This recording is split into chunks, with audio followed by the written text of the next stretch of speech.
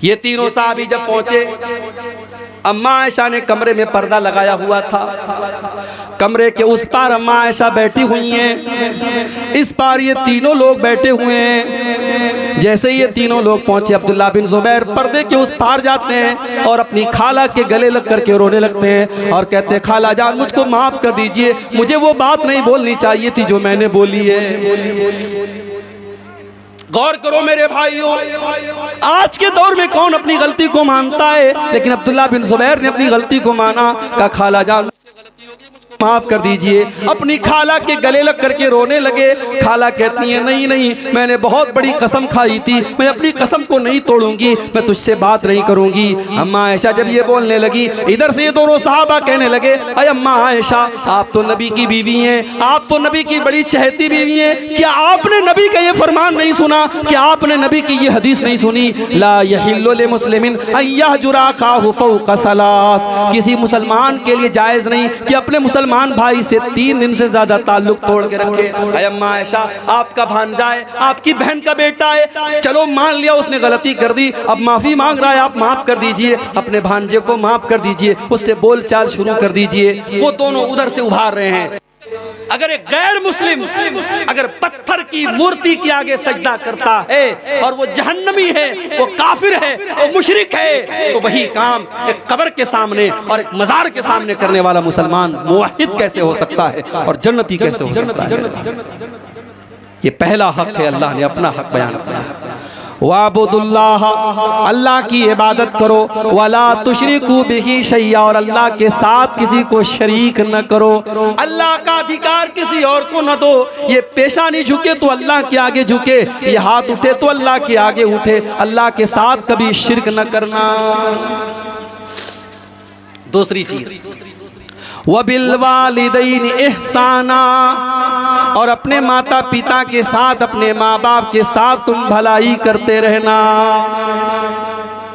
कितने वालिदैन बूढ़े हो चुके हैं, औलाद जवान है, पैसा कमा रही है, माँ बूढ़ी है, बाप बूढ़ा है, बाप को दवाओं की जरूरत है, माँ को छोटी छोटी चीजों की जरूरत है, माँ बेचारी तड़प रही है, बाप बेचारा परेशान है, जवान बेटे को अपने माँ बाप की कोई फिक्र नहीं है। मेरे प्यारे साथियों, माँ बाप वो हस्तियां हैं जिन्होंने हमको जन्म दिया है, अल्लाह ने हमारी पैदाइश का जरिया उनको बनाया है, इसलिए जिंदगी की आखिरी सांस तक अपने माँ बाप की कदर करो, उनको तकलीफ नहीं पहुंचा सकते। अगर आपके बाप ने आपके साथ गलत भी किया तब भी नहीं कर सकते, बाप भी गलत करता, जरूरी नहीं हमेशा बाप सही हो। मैंने बेटों की आंखों में भी आंसू देखे हैं, याद रखिए। ठीक है, हम लोग तकरीर करते हैं वालिदैन के ऊपर, लेकिन समाज की कड़वी सच्चाई ये भी है, बहुत सारे बाप ऐसे हैं जिन्होंने अपनी औलादों को रुलाया। औलाद के साथ नाइंसाफी करने वाली माएं, औलाद के साथ नाइंसाफी करने वाले बाप कान खोल करके सुन लें, अल्लाह क्या उनको भी हिसाब देना पड़ेगा। हमने ऐसे बच्चों को भी देखा है जिनको उनके माँ बाप ने आंसू उनकी आंखों में लाए हैं।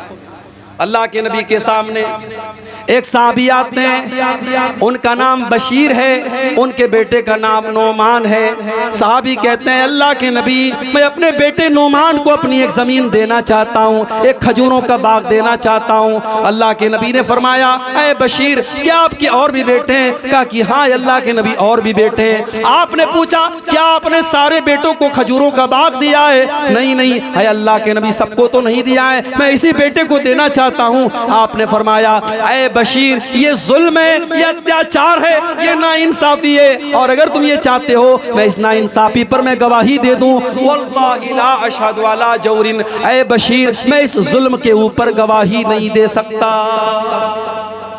औलाद के साथ नाइंसाफी भी जुल्म है। मेरे 5 बेटे हैं, एक बेटे को खूब नवाज रहे हो और 4 बेटों को छोड़ के बैठे हो, ये जुल्म नहीं? बहू है, 4 बहू हैं, एक बहू के 100 गुना माफ, और एक बहू से एक एक चीज पर हिसाब लेना, मेरी माओ ये जुल्म नहीं है? ये जुल्म है और आपको हिसाब देना पड़ेगा। तो वालिदैन गलत हो सकते हैं मेरे, मगर औलाद की क्या जिम्मेदारी? औलाद की जिम्मेदारी यह है कि वालिदैन अगर गलत हैं तब भी उनको कोई तकलीफ न पहुंचाए, वालिदैन के साथ अच्छा सलूक करती रहे। अल्लाह ने फरमाया व क़ज़ा रब्बुका अल्ला ताबुदू इल्ला इय्याहु व बिल वालिदैन इहसाना। तुम्हारे वालिदैन के साथ तुम्हें हमेशा अच्छा सलूक करना है। इम्मा यबलुगन्ना इंदकल किबरा अहदुहुमा औ किलाहुमा फला तकुल लहुमा उफ़्फ़िन। अगर तुम्हारे वालिदैन बूढ़े हो जाए, कोई एक बूढ़ा हो जाए या दोनों बूढ़े हो जाए, फला तकुल लहुमा उफ़्फ़िन, तो तुम उनको उफ़ भी न कहना। वला तनहरहुमा, उनको डांटना नहीं, उनको फटकारना नहीं। वक़ुल लहुमा क़ौलन करीमा, उनसे अदब से बात करना, उनसे तमीज़ से बात करना। वक़्फ़िज़ लहुमा जनाह ज़ुल्ल मिनर रहमा, और अपने माँ बाप के लिए हमेशा रहमत के बाजू को बिछा देना। वक़ुर रब्बिरहमहुमा कमा रब्बयानी सगीरा, और हमेशा ये दुआ करते रहना कि ऐ मेरे परवरदिगार तू मेरे वालिदैन पर रहम फरमा, जिस तरीके से बचपन में उन्होंने मुझको पाला है। एक सहाबी अपनी बूढ़ी माँ को अपने कंधे पर बिठा के खाने काबा का तवाफ कर रहा था। हजरत उमर की नजर पड़ी, सहाबी ने तवाफ कराने के बाद कहा कि अमीरुल मोमिनीन, आज मैंने अपनी माँ का हक अदा करता, आज मैंने अपने कंधे पर बिठाकर अपनी माँ को उम्रा करा दिया, तवाफ करा दिया, आज मैंने अपनी माँ का हक अदा कर दिया। हजरत उमर ने कहा वला वला ज़फ़रतन वाहिदा, तेरी माँ ने जब तुझको जन्म दिया था, तेरी माँ के मुंह से जो आवाज निकली थी चीखने की और रोने की, अभी तो तूने उस आवाज का भी हक अदा नहीं किया। माँ बाप का आप हक अदा नहीं कर सकते मेरे। माँ बाप क्या चीज है, ये जब आप खुद बाप बनेंगे, जब आप खुद माँ बनेंगी, तब आपको पता चलेगा उन्होंने हमारे लिए कैसे कैसे कुर्बान किया। इसीलिए अल्लाह के नबी फरमाते हैं, माँ के बारे में आपने फरमाया फ़इन्नल जन्नत ताहता क़दमिया, माँ के पैरों के नीचे तुम्हारी जन्नत है। बाप के बारे में आपने फरमाया अल वालिदु औसतु अब्वाबिल जन्ना, बाप जन्नत का दरवाज़ा है। न माँ को नाराज करके जन्नत मिलेगी, न बाप को नाराज करके जन्नत मिलेगी। अपने माँ बाप को राज़ी करो, अपने माँ बाप को खुश करो। और आगे वबिज़िल क़ुरबा, और अपने रिश्तेदारों के साथ भी भलाई करो। जो तुम्हारे रिश्तेदार हैं, कोई भतीजा है, कोई भांजा है, कोई चाचा है, कोई ताया है, कोई खाला है, कोई खालू है, ये जितने तुम्हारे रिश्तेदार हैं तुम उनके साथ भलाई करते रहो। रिश्तेदार का भी बड़ा हक है। ये रिश्ते जो होते हैं ना, ये हम नहीं बनाते, ये अल्लाह बनाता है। हम दुनिया में पैदा हुए, हमें पता लगा ये हमारा भाई है, ये हमारा बाप है, ये हमारा भतीजा है, ये हमारे चाचा है, ये हमारे ताया है। ये रिश्ते अल्लाह ने बनाए हैं। जब रिश्ते अल्लाह ने बनाए हैं तो हम उनको तोड़ नहीं सकते। अगर तोड़ेंगे तो अल्लाह बड़ी सख्त सजा देगा।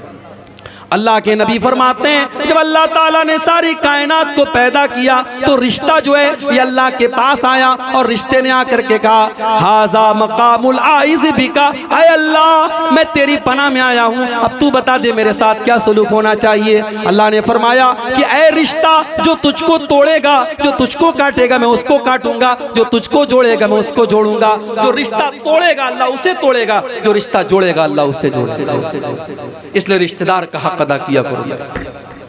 कयामत के दिन जब लोग पुल सिरात पर जाएंगे, अल्लाह के नबी फरमाते हैं दो चीजें पुल सिरात के दोनों तरफ खड़ी हो जाएंगी। एक तरफ अमानत खड़ी हो जाएगी, एक तरफ रिश्ता खड़ा हो जाएगा। और जिसने अमानत में खयानत की होगी, जिसने रिश्तेदारों का हक मारा होगा, पुल सिरात पर उसको ये दोनों पार करने नहीं देंगे। और पुल सिरात कैसा होगा? बाल से ज्यादा बारीक और तलवार से ज्यादा तेज होगा। पुल सिरात पर गुजरना बड़ा मुश्किल काम होगा। और सोचो, अगर हमने अपने किसी रिश्तेदार के साथ हक तलफी की है और अगर हमने अमानत में खयानत की है, तो ये दोनों उस पुल सिरात पर एक बैरियर बन के खड़े हो जाएंगे और पुल सिरात पर गुजरने। इसलिए रिश्तेदारों के साथ कभी हक तलफी मत। और एक बात और याद रखो मेरे भाइयों, अगर आपका कोई रिश्तेदार आपके साथ गलत करता है, आपको शादी में दावत नहीं देता है, तो आप अपनी तरफ से उसको दावत दीजिए। आप अपने सुख दुख में उसे बुलाइए। वो नहीं बुलाता है, कोई बात नहीं, अल्लाह के यहाँ वो हिसाब देगा। आप अपने रिश्तेदार का जो हक अदा कर सकते हैं वो करते हैं। अल्लाह के नबी के पास एक साहबी आते हैं, अय अल्लाह के नबी मेरे कुछ रिश्तेदार हैं, मैं उनके साथ अच्छा सलूक करता हूँ, मेरे साथ बुरा सलूक करते हैं, मैं नरमी करता हूँ वो सख्ती करते हैं, मैं रहम करता हूँ वो सख्ती करते हैं, अय अल्लाह के नबी मुझे क्या करना चाहिए? आपने फरमाया जैसा तुम बता रहे हो अगर वैसा ही तुम कर रहे हो तो अल्लाह ताला की तरफ से एक हिफाजत करने वाला बराबर तुम्हारी हिफाजत करता रहेगा। जब तक तुम इस तरीके पर अमल करते रहोगे अल्लाह की तरफ से एक हिफाजत करने वाला बराबर तुम्हारी हिफाजत करता रहेगा। तो हक रिश्तेदारों का हक अदा किया करो। ज़कात निकालो, सदका खैरात दो, तो पहले देखो हमारे रिश्तेदारों में कोई ज़रूरतमंद तो नहीं है, कोई गरीब तो नहीं। रिश्तेदार का हक पहले अदा करो। अल्लाह के नबी फरमाते हैं सदक़तु अला ज़िर्रहिम सिंतान, रिश्तेदार को सदका देने से डबल सवाब मिलता है। सदक़तुन वसीलतुन, सदका खैरात का भी सवाब मिलता है और रिश्तेदारी को निभाने का भी सवाब मिलता है, डबल सवाब मिलेगा। कितने लोग हैं मदरसे में बड़ा चंदा देते हैं, मस्जिदों में बड़ा दान करते हैं, सगा भाई है भूखा सो रहा है, उसकी कोई फिक्र नहीं है। अपने खानदान को कोई बच्चा है बेचारा बेरोजगार है, परेशान है, उसके बच्चे खाने को तरस रहे हैं, उस पर ध्यान नहीं देता है। नहीं मेरे भाइयों, आपका रिश्तेदार अगर जरूरतमंद है, आपकी ज़कात, आपका सदका खैरात, आप उसकी मदद की। और आगे वल यतामा, और यतीमों का हक अदा किया करो। जो अनाथ हो गया, जो यतीम हो गया, जिसका बाप दुनिया से चला गया, वो बेचारा बेसहारा हो गया, उस यतीम का सहारा तुम बन जाओ, उस यतीम की मदद किया करो। हाँ, अगर यतीम का माल कोई नाजायज तरीके से खा रहा है और यतीमों के नाम पर आने वाला पैसा उसके पेट में जा रहा है, वो कान खोल करके सुन ले। अल्लाह फरमाता है इन्नल्लज़ीना याकुलूना मुहालल यतामा ज़ुल्मन इन्नमा याकुलूना फी बुतूनिहिम नारा, जो लोग यतीम का माल नाजायज तरीके से खा रहे हैं वो अपने पेट में जहन्नम की आग भर रहे हैं। यतीम का सहारा बनो, यतीम का माल हड़पने वाले मत बनो मेरे भाई। अगर कोई यतीम का सहारा बन जाए, यतीम की कफालत करने वाला बन जाए, किसी यतीम बच्चे की परवरिश कर ले, अल्लाह के नबी फरमाते हैं अना व काफिलुल यतीम कहादैन, आपने अपनी दोनों उंगलियों से इशारा करके फरमाया कि यतीम की परवरिश करने वाला, यतीम को पालने वाला जन्नत में अपने नबी के साथ इस तरीके से रहेगा जैसे ये दोनों उंगलियां एक दूसरे के साथ जुड़ी हुई हैं, मिली हुई हैं। अगर किसी को अपने दिल में सख्ती महसूस हो रही है, किसी को ऐसा लग रहा है मेरा दिल बहुत सख्त हो गया है, अल्लाह के नबी ने फरमाया इम्सा बिरासिल यतीम, किसी यतीम के सर पे मोहब्बत से हाथ फेर दो, किसी यतीम की मदद कर लो, किसी यतीम का सहारा बन जाओ, तुम्हारे दिल की सख्ती दूर हो जाएगी, तुमको अपना दिल नरम महसूस होने लगेगा। तो यतीमों के साथ अच्छा सोचो।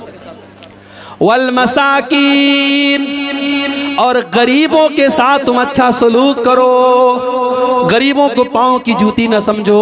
आपको अल्लाह ने पैसे वाला बनाया है, बहुत अच्छी बात है, आप महल में रहते हैं, बहुत अच्छी बात है, आप बड़ा कीमती कपड़ा पहनते, बहुत अच्छी बात है, मगर कमजोरों को और ये गरीबों को और मिस्कीनों को कभी हकीर मत जानो।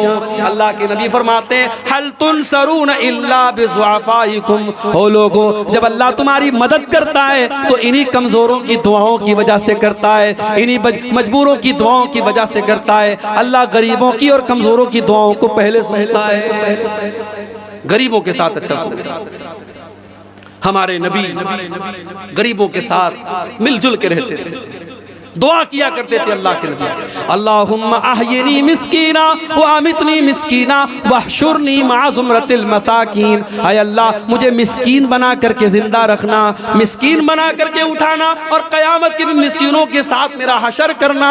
पता ये चला कि गरीबों और मिस्कीनों को हकीर न जाना जाए। अगर हमें अल्लाह ने नवाजा है, उन गरीबों की मदद करें, मदद नहीं कर सकते मोहब्बत से टाल दिया करें, लेकिन गरीबों के साथ बदतमीजी न करें, उनकी तहकीर न करें। और आगे बढ़िए वल जारि ज़िल कुर्बा, और अपने उस रिश्तेदार के उस पड़ोसी के साथ अच्छा सलूक करो जो आपका रिश्तेदार भी है। एक होता है पड़ोसी, और अगर पड़ोसी रिश्तेदार भी है तो उसका डबल हक। और बाज़ उलमा ने कहा कि यहाँ वल जारि ज़िल कुर्बा से मुराद वो पड़ोसी है जो मुसलमान है। एक तो पड़ोसी है ऊपर से मुसलमान है, पड़ोसी का हक अपनी जगह और मुसलमान भाई का हक अपनी जगह, उस पड़ोसी के साथ अच्छा। जन्नत में नहीं जा सकते हम अगर पड़ोसी को तकलीफ पहुंचा। इस्लाम तो यहां तक कहता है आपका पड़ोसी आपके मजहब का है कि नहीं, आपके मसलक का है कि नहीं, पड़ोसी को तकलीफ नहीं पहुंचा। अल्लाह के नबी फरमाते हैं वो इंसान जन्नत में नहीं जा सकता, वो इंसान जन्नत में नहीं जा सकता, वो इंसान जन्नत में नहीं जा सकता। सहाबा ने पूछा अय अल्लाह के नबी कौन नहीं जा सकता? आपने फरमाया मल्ला यामन जारुहु बवाइकहु, जिसका पड़ोसी उसकी तकलीफ से महफूज ना हो, जो अपने पड़ोसियों को तकलीफ पहुंचाता हो, अपने पड़ोसियों को ईज़ाएं देता हो, अपनी जुबान से तकलीफ पहुंचाता हो, अपने हाथ से तकलीफ पहुंचाता हो, वो इंसान जन्नत में नहीं जाएगा। पड़ोसी का बहुत बड़ा हक है। यहां तक अल्लाह के नबी ने फरमाया खाना बना रहे हो, सालन में थोड़ा पानी बढ़ा दो। अगर तुमको पता चल जाए तुम्हारे पड़ोसी कुछ बेचारे भूखे हैं, अपने सालन, अगर सालन ज्यादा पकाने की ताकत नहीं है, उस सालन में पानी बढ़ा दो ताकि उन पड़ोसियों तक भी सालन पहुंच जाए, उनको भी खाना खिला दो, उनकी भी मदद। अम्मा आयशा फरमाती है कि अल्लाह के नबी ने फरमाया कि हजरत जिब्रील मुझे इतनी वसीयत करते थे पड़ोसी के बारे में, हत्ता ज़ननतु अन्नहु सयुवर्रिसुहु, कि मैंने सोचा कि कहीं पड़ोसी को अल्लाह ताला वारिस ना बना दे, कहीं वरासत में पड़ोसी का हिस्सा न बना दे। वल जारिल कुर्बा वल जारिल जुनुबी, तुम्हारा पड़ोसी अगर अपने मजहब का है तब भी उसके साथ अच्छा सलूक करो, और अगर तुम्हारे मजहब का नहीं, अजनबी है, दूसरे मजहब का मानने वाला है, तब भी उसके साथ अच्छा सलूक करो। वस्साहिबि बिल जंबी, और अपने सफर के साथी के साथ, अपने हम सफर के साथ भी अच्छा सलूक करो। ट्रेन में सफर कर रहे हो, आपके पड़ोस में आपके बगल वाली सीट पर कोई मुसलमान बैठा है, कोई गैर मुस्लिम बैठा है, कोई मर्द बैठा है, कोई औरत बैठी है, अगर उसको किसी मदद की जरूरत है उसकी मदद कर दिया करो, अपने हम सफर की भी मदद करो। इस्लाम ये सिखाता है मेरे भाइयों। उसके बाद फरमाया वह अपनी सबील, और मुसाफिरों की मदद किया करो। आपके गांव में दूसरे गांव का कोई इंसान आया, बेचारा परदेसी है, मुसाफिर है, भूखा है, उसको खाना खिला दो, पैसे की जरूरत है उसको पैसा दे दो, उसको रात में ठहरना है, ठहरने का इंतजाम कर दो, वह अपनी सबील, मुसाफिरों की मदद किया करो। और आखिरी चीज वमा मलकत ऐमानुकुम, और अपने गुलामों के साथ, अपने लौंडियों के साथ अच्छा सलूक किया करो।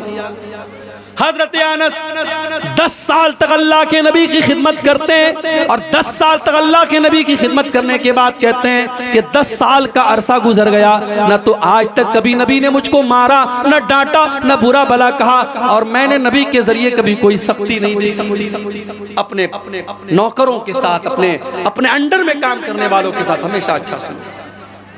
हजरत अबू ज़र ग़िफ़ारी अल्लाह के नबी के पास आते हैं, अय अल्लाह के नबी मेरा एक गुलाम है, मेरा एक नौकर है, मैंने गुस्से में उसको बुरा भला कह दिया, उसकी माँ का नाम लेकर के उसको ताना दे दिया। अल्लाह के नबी ने फरमाया ए अबू ज़र, ये तो बहुत गलत काम तुमने कर दिया। इन कमरून फी का जाहिलिया, ए अबू ज़र तुमने तो इतना गलत काम कर दिया, ये तो दौरे जाहिलियत का काम है, ये तो इस्लाम के पहले का काम है।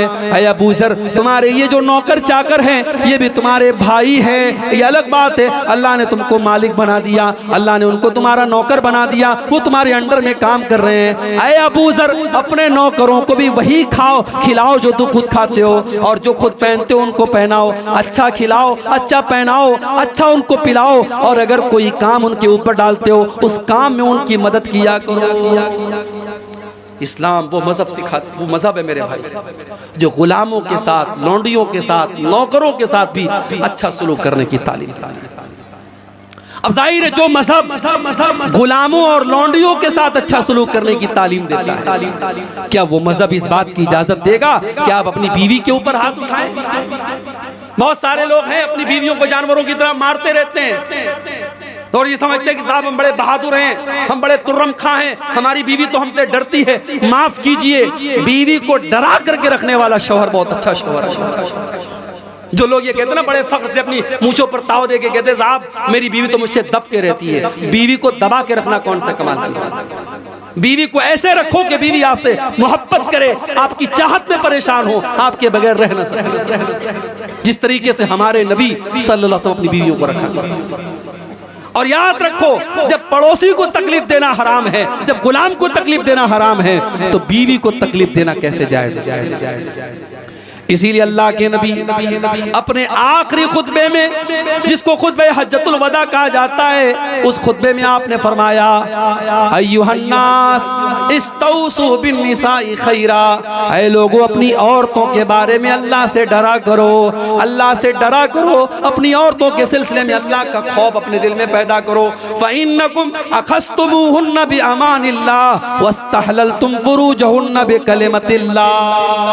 जब तुमने अपनी बीवी के साथ निकाह किया, जब तुमने शादी की, मौलवी साहब ने अल्लाह का नाम लेकर के बीवी को तुम्हारे लिए हलाल कर दिया। जब मौलवी साहब ने कहा कि मैं फलानी का निकाह तुम्हारे साथ करता हूं और तुमने कहा मैंने कबूल कर लिया, तो बीवी कल सर से पैर तक तुम्हारे लिए हराम थी, आज सर से पैर तक हलाल हो गई। ओ लोगो, तुमने अल्लाह का नाम लेकर के अपनी बीवी से निकाह किया है और उसको अपने लिए हलाल किया है, इसलिए बीवी के ऊपर कोई जुल्म न करना, कोई अत्याचार न करना, उनके साथ बुरा सलूक न करना। एक सहाबी ने अल्लाह के नबी से पूछा, अय अल्लाह के नबी, बीवी का हक क्या है हमारे? आज कोई शौहर ये नहीं पूछेगा, सारे शौहर ये कहेंगे मौलवी साहब औरतों को समझाइए। कोई शौहर कभी आके मौलवी साहब से ये नहीं कहेगा मौलवी साहब मुझको मेरा हक बताइए, मुझे क्या करना चाहिए बीवी के साथ। सहाबी ने आके पूछा, अल्लाह के नबी मा हक़्क़ु ज़ौजती अहदिना अलैहि, अल्लाह के नबी बीवी का हक हमारे ऊपर क्या है? आपने फरमाया अन तुतीमहा इज़ा तइमता व तुलबिसहा इज़ा लबिस्ता, जो तुम खाओ अपनी बीवी को खिलाओ और जो जिस स्टैंडर्ड का कपड़ा तुम पहनते हो अपनी बीवी को पहनाओ। वला तज़रिबिल वजह, और कभी बीवी के चेहरे पर हाथ न उठाओ। वला तुक़ब्बे, और कभी बीवी से गाली गलौज न करो। वला तहजुर इल्ला फिल बैत, और बीवी से जितना भी नाराज हो जाओ कभी घर के बाहर मत निकालो। घर का झगड़ा घर के बाहर न जाए, बीवी से नाराज हो घर के अंदर तक बात रखो, घर के बाहर बात नहीं जानी चाहिए। बीवी का हक ये है मेरे भाई।